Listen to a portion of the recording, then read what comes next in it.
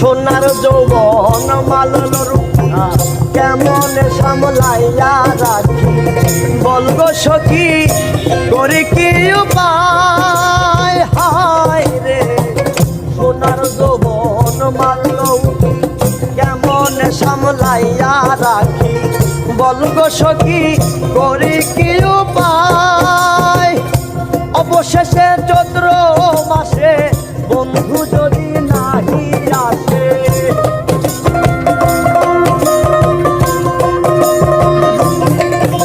আর অবশেষে চৈত্র মাসে বন্ধু যদি নাহি আসে মালা দেব জলেরই গলা